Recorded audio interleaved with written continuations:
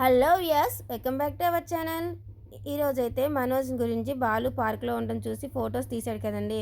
ఆ ఫొటోస్ అయితే ప్రభావతికి చూపించాలి, ఇంటికెళ్ళి మనోజ్ బండారం బయట పెట్టాలి, ఈ పెద్ద ఆఫీసర్ గొడవ ఏంటో చూడాలని చెప్పేసి ఎంతో ఆనందంతో ఎంతో ఉత్సాహంతో బాలు ఫొటోస్ తీస్తాడు. మనోజ్ ఫోటోలు. మనోజ్ ఏమో ఏమి తెలియకుండా చక్కగా ఎంజాయ్ చేస్తూ అన్నం తింటూ ఉంటాడు పార్క్లో. అయితే బాలు అయితే ఇంటికి వచ్చేస్తాడు ఆ ఫొటోస్ వీడియోస్ తీసుకొని.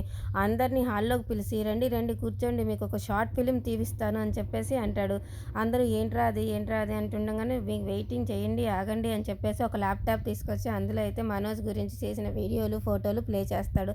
అప్పుడైతే మీనా అయితే రోహిణి చూడు మీ ఆయన గారు ఎలగబెట్టే భాగవతం ఇది అని చెప్తాడు. అంతలోనే అందరూ చూసి షాక్ అవుతారు. శృతి ఏమో ఏంటి ఇంత మోసమా ఛీ అని అంటూ ఉంటుంది. అప్పుడు రోహిణి పాపం చాలా ఫీల్ అవుతూ ఉంటుంది.